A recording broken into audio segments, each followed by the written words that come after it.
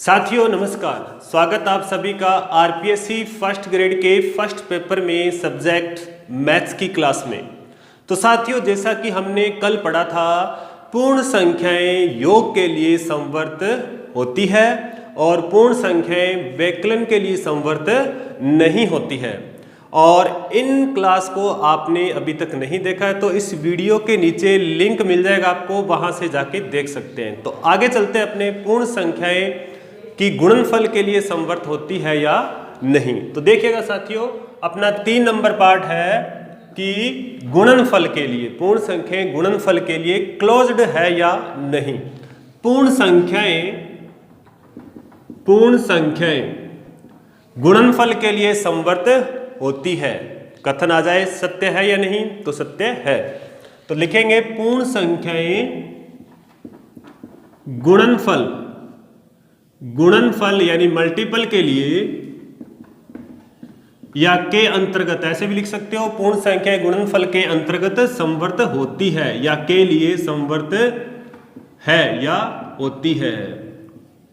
ठीक साथियों, समवर्त होती है। अब कैसे देखिएगा, कोई भी दो पूर्ण संख्या उठा लो, जैसे मैंने लिया 5 और एक दूसरी संख्या ली 10 और इनका गुणा करो, ये भी पूर्ण संख्या ये भी पूर्ण संख्या, तो रिजल्ट क्या मिल रहा है 50। और 50 क्या चीज है, एक पूर्ण संख्या है। 50 क्या है, एक पूर्ण संख्या। इवन अगर आप यहाँ 0 लोगे, देखो 0 अगर मैं करूं कि 0 गुणा 3, तो 0 गुणा 3 कितना होता है 0, तो 0 भी क्या चीज है, एक पूर्ण संख्या है। तो कॉन्सेप्ट अच्छी तरह से आपको क्लियर हो गया होगा। कोई भी दो पूर्ण संख्या एग्जाम्पल ले सकते हो और वापिस रिजल्ट अगर अपने मिले गुणा करने पर पूर्ण संख्या, तो वो गुणनफल के लिए समवर्त है यानी क्लोज्ड है। इसको बोलते हैं क्लोज्ड प्रॉपर्टी, यानी पूर्ण संख्या गुणनफल के लिए समवर्त होती है, कथन सत्य है। दूसरा, आगे नेक्स्ट चलते अपने 4 नंबर पॉइंट पूर्ण संख्या में अपने पढ़ेंगे भाग के लिए।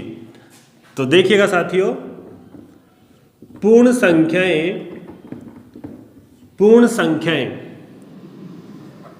भाग या भागफल के लिए या के अंतर्गत ऐसे भी लिख सकते हैं, के अंतर्गत समवर्त है या नहीं।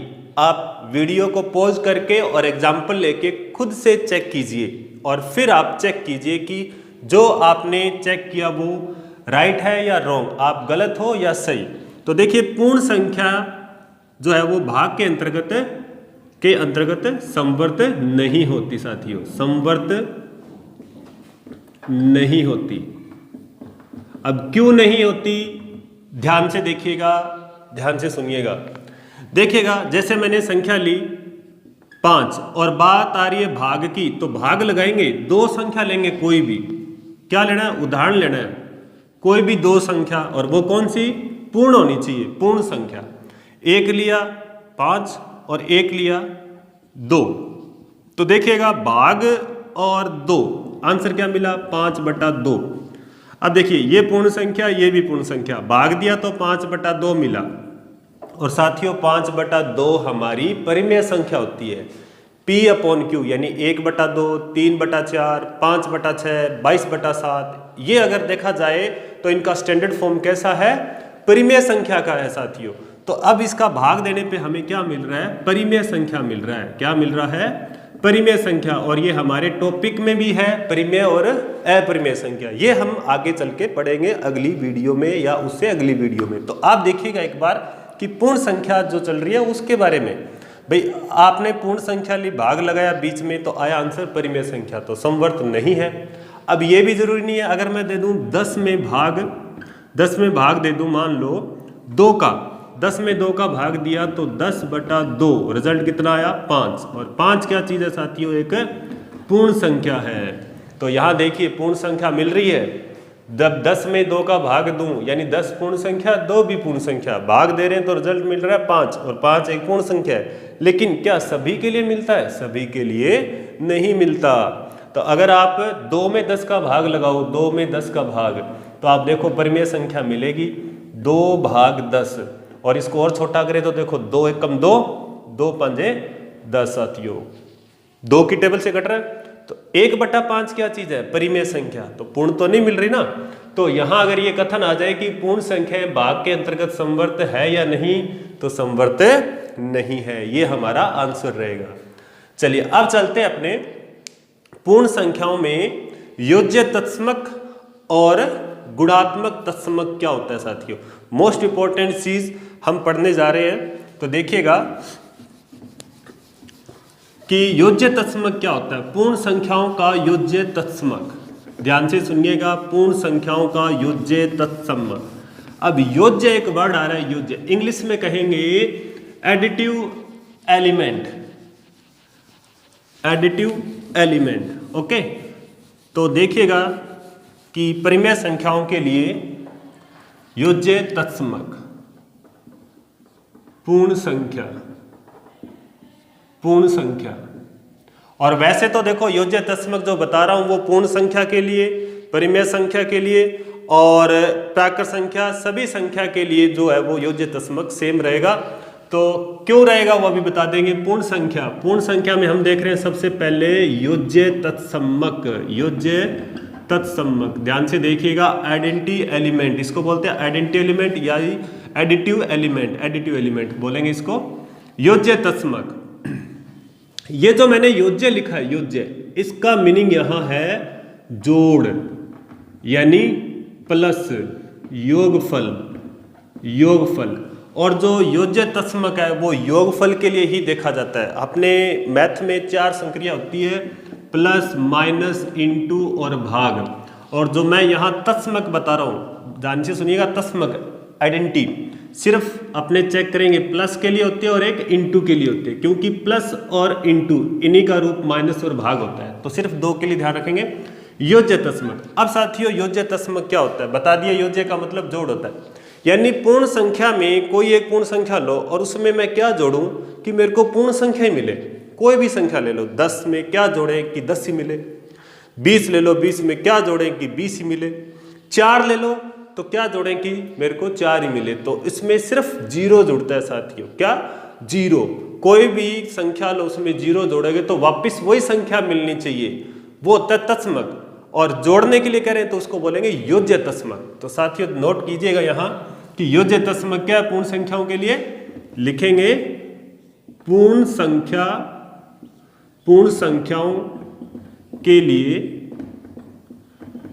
योज्य तत्समक, योज्य तत्समक। इंग्लिश में लिखना चाहे तो लिख सकते हैं आइडेंटिव एलिमेंट, एडिटिव एलिमेंट। पूर्ण संख्याओं के लिए योज्य तत्समक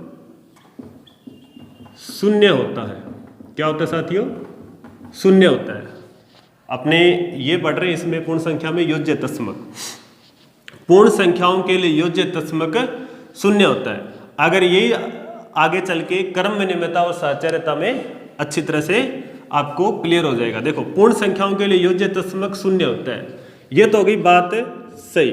और अगर इसकी परिभाषा लिखें तो देखिएगा, पूर्ण संख्या में, पूर्ण संख्या में शून्य यानी 0 जोड़ने पर, जोड़ने पर पूर्ण संख्या,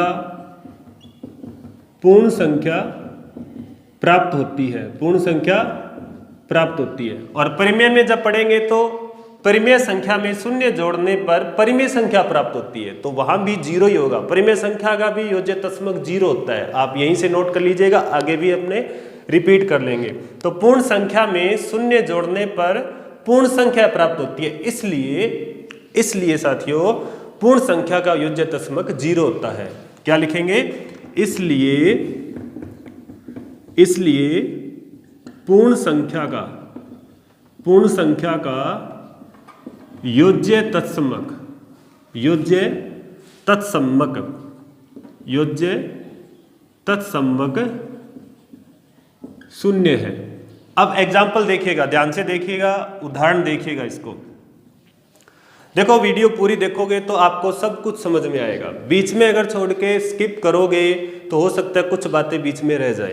तो देखिएगा उदाहरण इसका, अगर मैं लूँ 2 संख्या और इसमें मैं क्या ऐड करूं, देखो योज्य निकाल रहे हैं तो जोड़ना है, तो मेरे को 2 ही मिले, तो मैं 0 ऐड करूंगा तभी मेरे को, देखो 2 में 0 जोड़ते हैं तो 2 ही मिलता है साथियों, किसी भी संख्या में 0 जोड़ दो 2 ही मिलता है।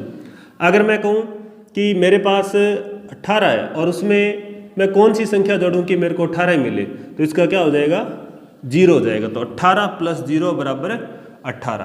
तो ये है इसका योज्य तत्समक। तो ध्यान रखना योज्य तत्समक क्या होता है, 0 होता है। अब इसका यही डिस्कस कर लेते हैं अपने साथियों कि योज्य प्रतिलोम क्या होता है। देखिएगा साथियों, योज्य प्रतिलोम आपको पता चल गया, योज्य तत्समक पूर्ण संख्या का 0 होता है। अब देखते हैं योज्य तत्समक का उल्टा योज्य प्रतिलोम। मैं यही नोट कर रहा हूं, मैं योज्य प्रतिलोम।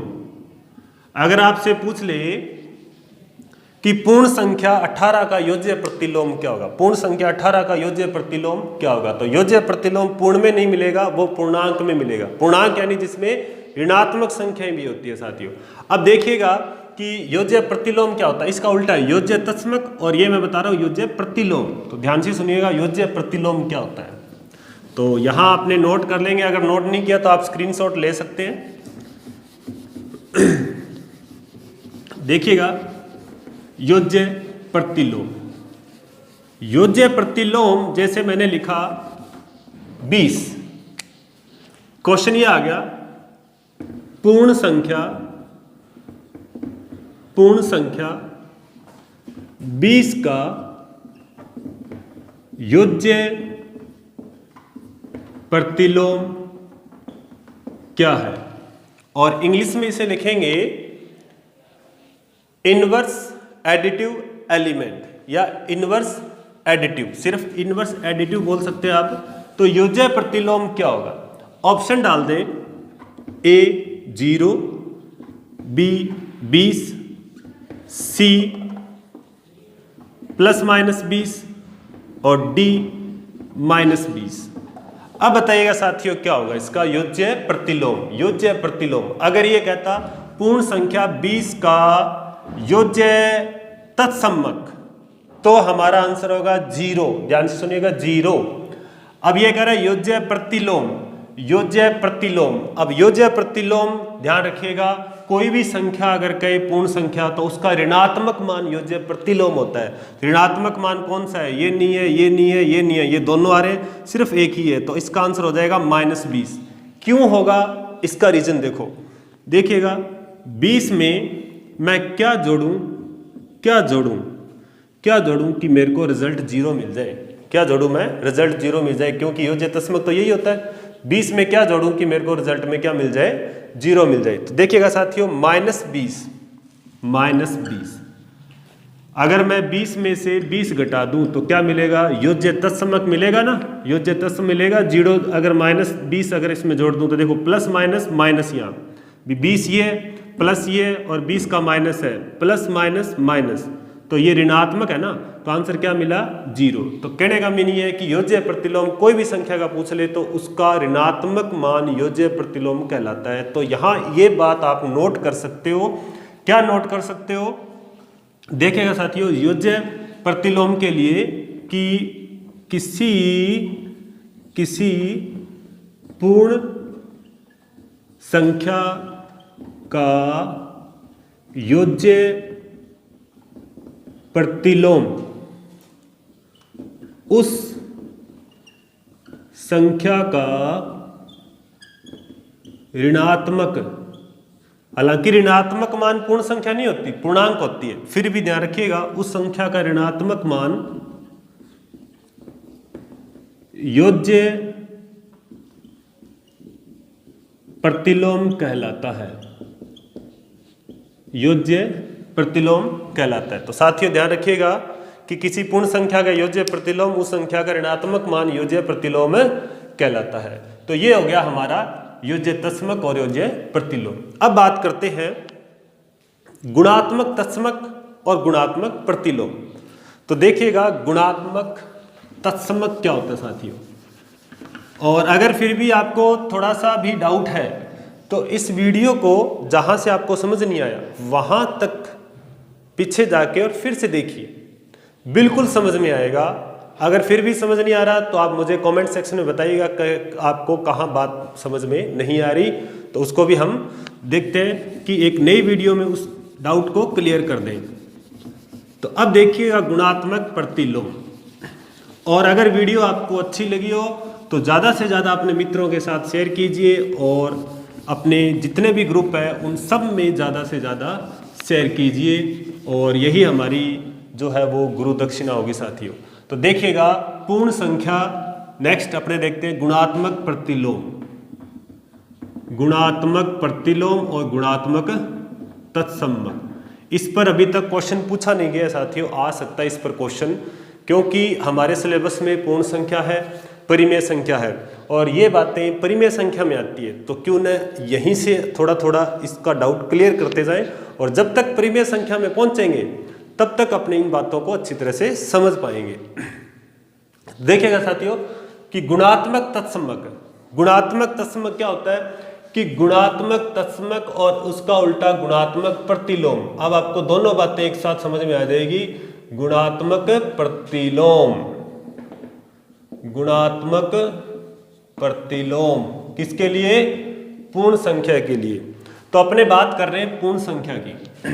अब नाम से पता चल रहा है गुणात्मक मतलब गुणा की बात हो रही है, यहाँ भी गुणा की बात हो रही है। और आपको पहले बताया था भाग और माइनस जो है इन्हीं का रूप होता, उसमें नहीं होता। तो गुणात्मक तत्समक, कोई भी पूर्ण संख्या लो, कोई भी पूर्ण संख्या लो, पूर्ण संख्या, और उसका गुणा कौन सी संख्या से करें कि मेरे को वापस क्या मिल जाए? पूर्ण संख्या ही मिल जाए, तो वो कहलाता है गुणात्मक तत्समक, वो कहलाता है गुणात्मक तत्समक। तो आप सोच के देखिएगा कि कोई भी संख्या और उसको मैं कौन सी संख्या से गुणा करूं कि मेरे को वापस वही संख्या मिल जाए। तो एकमात्र संख्या है वो है एक। क्या है? एक साथियों। तो यहां हो जाएगा एक। तो इसलिए गुणात्मक तत्समक कितना है? एक। और इसको इंग्लिश में बोलते हैं मल्टीपल एलिमेंट। ओके, मल्टीप्लेक्टिव एलिमेंट्स भी बोल सकते हो। तो यहां देखिएगा हमारा गुणात्मक तत्समक मिल गया है एक। अब आगे देखते हैं, कोई भी संख्या ले लो, इवन जीरो भी ले सकते हो आप। जैसे मैंने जीरो लिया और इसको मैं कौन सी संख्या से गुणा करूं कि मेरे को जीरो मिले, क्योंकि जीरो पूर्ण संख्या है, इधर भी पूर्ण संख्या जीरो मिलनी चाहिए। इंटू ए करते हैं। देखो जीरो इंटू ए कितना मिला साथियों? जीरो। क्या मिला? जीरो। अब यहाँ पर कोई भी संख्या ले लो, 20, 87, 98, 17 कुछ भी, और इन सबको आप देख लो कि मेरे को वापस यही संख्या मिलनी चाहिए। वापस गुणा कौन सी संख्या से करें कि वापस मेरे को पूर्ण संख्या सेम मिलनी चाहिए, सेम। तो देखिएगा यहाँ कितना हो जाएगा? 1, यहाँ भी 1, यहाँ भी 1, यहाँ भी 1। तो सब में क्या करना पड़ रहा है? 1 करना पड़ रहा है। इसलिए पूर्ण संख्या का जो गुणात्मक तत्समक होता है साथियों वो कितना होता है? एक होता है। तो गुणात्मक तत्समक कितना? एक।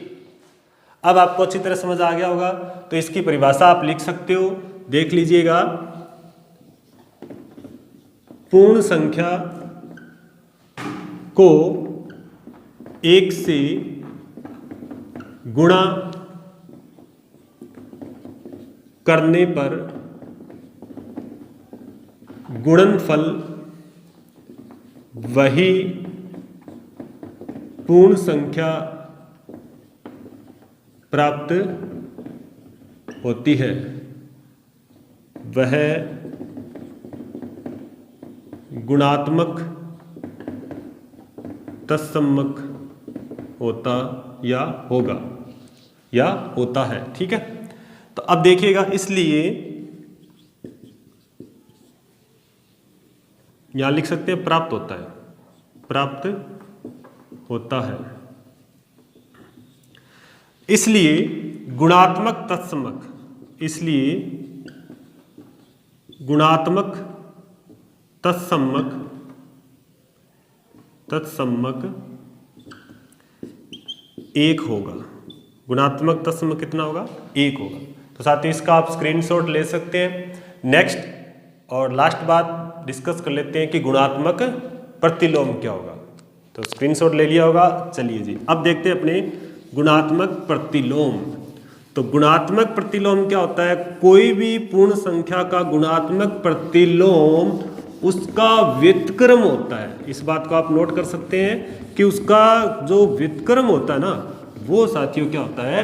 गुणात्मक प्रतिलोम होता है। गुणात्मक प्रतिलोम, गुणात्मक प्रतिलोम। पूर्ण संख्या का गुणात्मक प्रतिलोम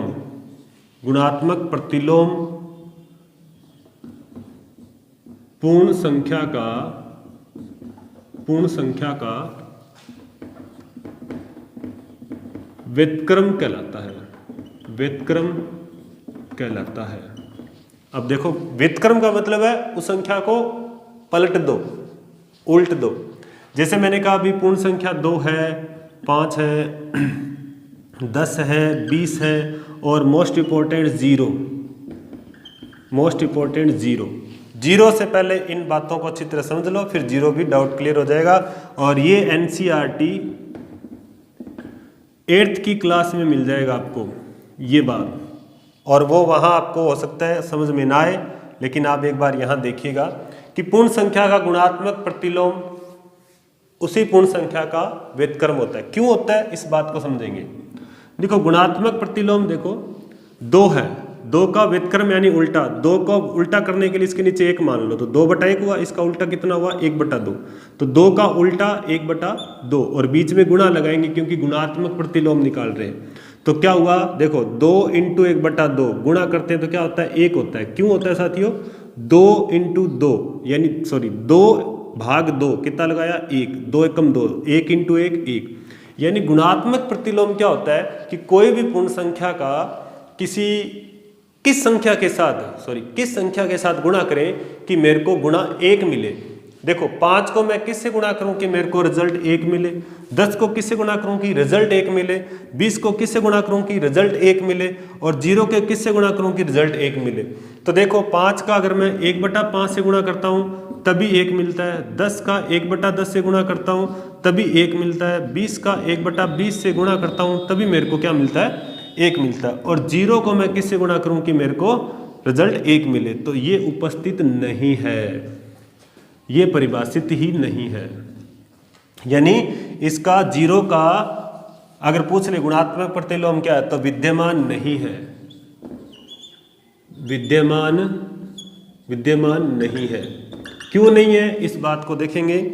देखिएगा 0 को अगर मैं पलटूं तो क्या मिलेगा 0/1 कर लो, सीधा 0 लिखा तो 1 कर सकते हैं, 0/1 उसका व्युत्क्रम क्या हुआ 1/0, 0/1 यानी 0 है, उसका व्युत्क्रम क्या होता है 1/0 होता है, और इसको गुणा करूं तो रिजल्ट क्या मिलता है साथियों।